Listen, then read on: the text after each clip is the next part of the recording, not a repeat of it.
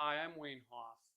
Last Sunday, I introduced ABBA to the Radio Jesus Superstar series with the song The Winner Takes It All. I chose it partly because of my tremendous love for ABBA. Their music is infectious and upbeat and wonderful. Much to my dismay, Pastor Kevin tore it to shreds. He suggested if the words of that song were spoken in his office, he would, and I quote, suspect abuse, and also he would immediately refer them to professional counseling. Here's the thing. Now, Pastor Kevin is an incredibly learned person and a fantastic preacher, but Pastor Kevin, this is ABBA. And I don't know what you did to Sweden to elicit such wrath, but I want to take this apart a little bit. Jeremy came to me with the thought that a kind of a video blog might be a good way to add to the church and worship experience. And so I jumped at the chance to defend my beloved 80s quartet in this form and provide a rebuttal to Pastor Kevin's sermon. So here it is. Pastor Kevin, I'm going to suggest that your biggest error in interpretation is to take the lyrics of the song so literally. It is a song.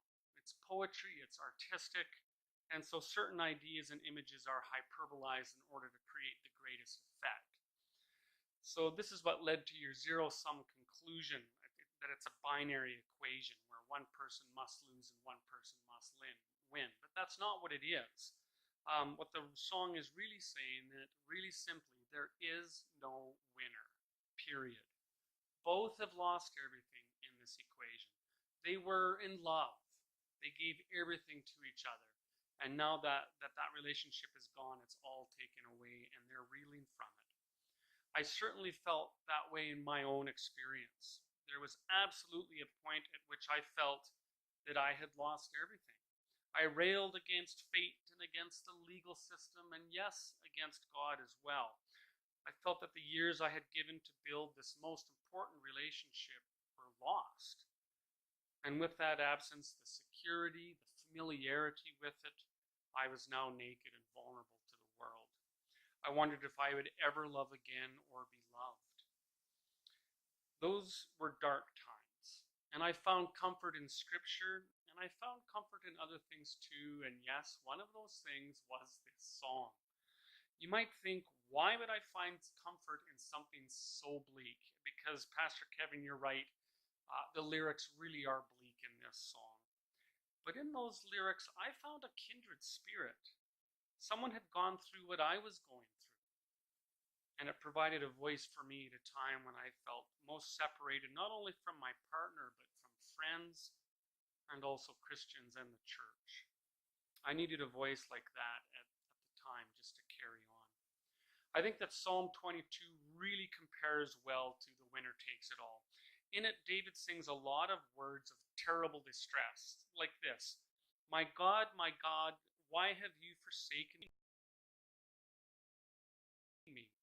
I cry by day, but you do not answer, by night, but I find no rest. He goes on, I am a worm and not human. Many bulls encircle me, they open wide their mouths at me like a ravening and roaring lion.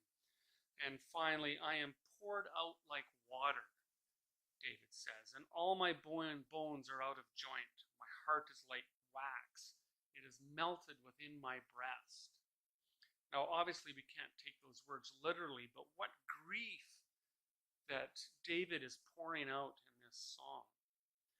This psalm is doubly important, too, because it points to the cross in multiple ways, not the least of which is that line, my God, why have you forsaken me? Jesus quotes this psalm on the cross, very powerfully showing that he suffers with us. David does go a step further in this psalm, and he answers his own laments by remembering how God helped him in the past. He says, in you our ancestors trusted, and they trusted, and you delivered them. It was you who took me from the womb. You kept me safe at my mother's breast. From the horns of the wild oxen you have rescued me. And finally, God did not despise or abhor the affliction of the afflicted. I like that. He did not hide his face from me, but heard when I cried to him. And that is God's promise to us. Not that we live lives of ease and pleasantness, but that in the hardship and in loss, God hears us and walks with us and suffers with us, and God provides comfort. That is the great news of the gospel. So I think I have suitably cleared up this issue around ABBA. And Pastor Kevin, if you have questions about any other ABBA songs, I'd be happy to fill you in. I'm feeling pretty good right now, so I'm going to pop in some tunes and hang out. And until next time, God's peace. Whoa, whoa, Mamma Mia, here I go again.